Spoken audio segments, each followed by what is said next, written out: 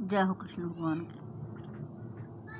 शांताकारं भुजगशयनं पद्मनाभं सुरेशं विश्वधारं गगनसदृशं मेघवर्णं शुभांगं लक्ष्मीकान्तं कमलनयनं योगिभिर्ध्यानगम्यं वन्दे विष्णु भवभयहरं सर्वलोकैकनाथं यं ब्रह्मा वरुणेन्द्रुर्मरुतः स्तुवन्ति दिव्यस्तुवै सर्वैः साङ्गपदकर्मोपनिषदैर्गायन्तीं सामगाः ध्यानावस्थितजगतेन मनसा पश्यन्ति यं योगिनो यस्यान्तं न विदुषुरासुरगणा देवाय तस्मै नमः। जय हो कृष्ण भगवान की। 9वां अध्याय।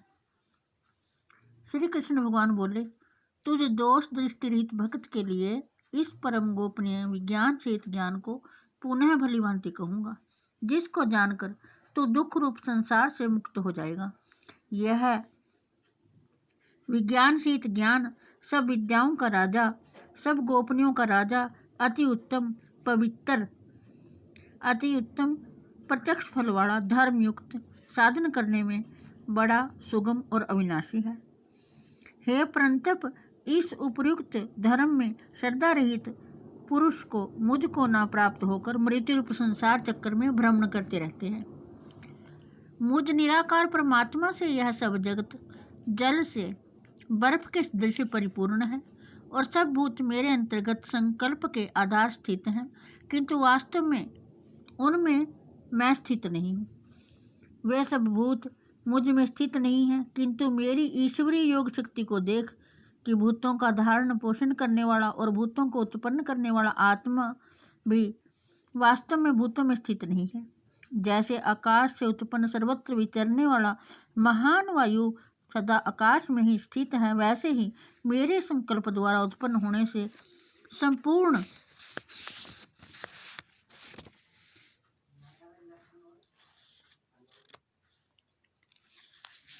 भूत मुझ में स्थित हैं, ऐसा जान।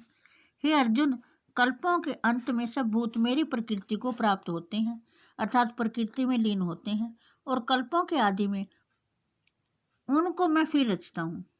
अपनी प्रकृति को अंगीकार करके स्वभाव के बल से परतंत्र हुए संपूर्ण भूत समुदाय को बार बार उनके कर्मों के अनुसार रचता हूँ। हे अर्जुन, उन कर्मों में आसक्ति रहित और उदासीन के स्थित मुझ परमात्मा को वे कर्म नहीं बांधते। हे अर्जुन, मुझ अधिष्ठाता के सकाश से प्रकृति चराचर सहित सर्व जगत को रचती है और इस हेतु से ही यह संसार चक्कर घूम रहा है। मेरे परम भाव को ना जानने वाले मूढ़ लोग मनुष्य का शरीर धारण करने वाले मुझ संपूर्ण भूतों के महान ईश्वर को तुच्छ समझते हैं, अर्थात अपनी योग माया से संसार के उद्धार के लिए मनुष्य रूप में विचरते हुए मुझ परमेश्वर को साधारण मनुष्य मानते हैं। वे व्यर्थ आशा, व्यर्थ कर्म और व्यर्थ ज्ञान वाले विक्षिप्त चित्त अज्ञानी जन राक्षसी, आसुरी और मोहिनी प्रकृति को ही धारण किए रहते हैं। परंतु हे कुंती पुत्र, दैवी प्रकृति के आश्रित महात्मा जन मुझको सब भूतों का सनातन कारण और नाश रहित अक्षर स्वरूप जानकर अनन्य मन से युक्त होकर निरंतर भजते हैं। वे दृढ़ निश्चय वाले भक्त जन निरंतर मेरे नाम और गुणों का कीर्तन करते हुए तथा मेरी प्राप्ति के लिए यत्न करते हुए और मुझको बार बार प्रणाम करते हुए सदा मेरे ध्यान में युक्त होकर अनन्य प्रेम से मेरी उपासना करते हैं। दूसरे योगी जन मुझ निर्गुण निराकार ब्रह्म का ज्ञान यज्ञ के द्वारा अभिन्न भाव से पूजन करते हुए भी मेरी उपासना करते हैं, और दूसरे मनुष्य बहुत प्रकार से स्थित मुझ विराट स्वरूप परमेश्वर की पृथक पृथक भाव से उपासना करते हैं। कृतु मैं हूँ, यज्ञ मैं हूँ, स्वधा मैं हूँ, औषधि मैं हूँ, मंत्र मैं हूँ, घृत मैं हूँ, अग्नि मैं हूँ और हवन रूप क्रिया भी मैं ही हूँ। इस संपूर्ण जगत का धाता अर्थात धारण करने वाला एवं कर्मों के फल को देने वाला पिता माता पितामह जानने योग्य पवित्र ओंकार तथा ऋग्वेद, सामवेद और यजुर्वेद भी मैं ही हूँ। प्राप्त होने योग्य परम धाम, भरण पोषण करने वाला, सबका स्वामी, शुभ अशुभ का देखने वाला, सबका वासस्थान, शरण लेने योग्य, प्रत्युपकार न चाहकर हित करने वाला, सबकी उत्पत्ति प्रलय का हेतु, स्थिति का आधार, निधान और अविनाशी कारण भी मैं ही हूँ। श्री कृष्ण भगवान कहते हैं, मैं ही सूर्य रूप से तपता हूँ, वर्षा का आकर्षण करता हूँ और उसे बरसाता हूँ। हे अर्जुन, मैं ही अमृत और मृत्यु हूँ, सत्य असत्य भी मैं ही हूँ। तीनों वेदों में विधान किए हुए सकाम कर्मों को करने वाले, सोम रस को पीने वाले, पाप रहित पुरुष, मुझको यज्ञों के द्वारा पूजकर स्वर्ग की प्राप्ति चाहते हैं। वे पुरुष अपने पुण्य के फल रूप स्वर्ग लोक को प्राप्त होकर स्वर्ग में दिव्य देवताओं के भोगों को भोगते हैं। वे उस विशाल स्वर्ग लोक को भोग कर पुण्य क्षीण होने पर मृत्यु लोक को प्राप्त होते हैं। इस प्रकार स्वर्ग के साधन रूप तीनों वेदों में कहे हुए सकाम कर्म का आश्रय लेने वाले और भोगों की कामना करने वाले पुरुष बार बार आवागमन को प्राप्त होते हैं, अर्थात पुण्य के प्रभाव से स्वर्ग में जाते हैं और पुण्य क्षीण होने पर मृत्यु लोक में आते हैं। जो अनन्य प्रेमी भक्त जन मुझ परमेश्वर को निरंतर चिंतन करते हुए निष्काम भाव से भजते हैं, उन नित्य निरंतर मेरा चिंतन करने वाले पुरुषों का योग क्षेम मैं स्वयं प्राप्त कर देता हूँ।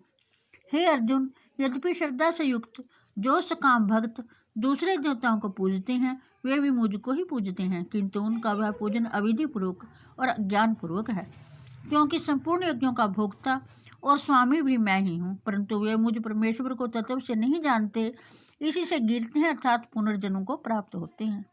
देवताओं को पूजने वाले देवताओं को प्राप्त होते हैं, पितरों को पूजने वाले पितरों को प्राप्त होते हैं, भूतों को पूजने वाले भूतों को प्राप्त होते हैं, और मेरा पूजन करने वाले भक्त मुझको ही प्राप्त होते हैं। इसलिए मेरे भक्तों का पुनर्जन्म नहीं होता। जो कोई भक्त मेरे लिए प्रेम से पत्र, पुष्प, फल, जल आदि अर्पण करता है, उस शुद्ध बुद्धि निष्काम प्रेमी भक्त का प्रेम पूर्वक अर्पण किया हुआ वह पत्र, पुष्प आदि में सगुण रूप से प्रकट होकर प्रीति सहित खाता हूँ। हे अर्जुन, तू जो कर्म करता है, जो खाता है, जो हवन करता है, जो दान देता है और जो तप करता है, वह सब मेरे अर्पण कर। इस प्रकार जिसमें समस्त कर्म मुझ भगवान के अर्पण होते हैं, ऐसे संन्यास योग से युक्त चित्त वाला तू शुभ अशुभ फल रूप कर्म बंधन से मुक्त हो जाएगा और उनसे मुक्त होकर मुझको ही प्राप्त होगा। मैं सब भूतों में समभाव से व्यापक हूँ, ना कोई मेरा अप्रिय है और ना प्रिय है, परंतु जो भक्त मुझको प्रेम से भजते हैं वे मुझ में हैं और मैं भी उनमें प्रत्यक्ष प्रकट हूँ। यदि कोई अतिशय दुराचारी भी अनन्य भाव से मेरा भक्त होकर मुझको भजता है तो वह साधु ही मानने योग्य है, क्योंकि वह यथार्थ निश्चय वाला है, अर्थात उसने भली भांति निश्चय कर लिया है कि परमेश्वर के भजन के समान अन्य कुछ भी नहीं है। वह शीघ्र ही धर्मात्मा हो जाता है और सदा रहने वाली परम शांति को प्राप्त होता है। हे अर्जुन, तू निश्चय पूर्वक सत्य जान कि मेरा भक्त नष्ट नहीं होता। हे अर्जुन, स्त्री, वैश्य, शूद्र तथा पाप योनि, चंडाल आदि जो कोई भी हो, वे भी मेरे शरण होकर परम गति को ही प्राप्त होते हैं। फिर इसमें कहना ही क्या है, जो पुण्यशील ब्राह्मण तथा राजऋषि भक्त जन मेरी शरण होकर परम गति को प्राप्त होते हैं। इसलिए तो सुख रहित और क्षण भंगुर इस मनुष्य शरीर को प्राप्त होकर निरंतर मेरा ही भजन कर, मुझ में मन वाला हो, मेरा भक्त बन, मेरा पूजन करने वाला हो, मुझको प्रणाम कर। इस प्रकार आत्मा को मुझ में नियुक्त करके मेरे प्राण होकर तो मुझको ही प्राप्त होगा। जय हो कृष्ण भगवान की। ओम तत्सदिति। श्रीमद् भगवद गीता उपनिषद विद्यायाम योग शास्त्र श्री कृष्ण संवादराज विषाद विद्या राजयोगो गुह्य योग नाम नवमो अध्याय। जय हो कृष्ण भगवान की। जय हो प्रभु। नवमा अध्याय समाप्त।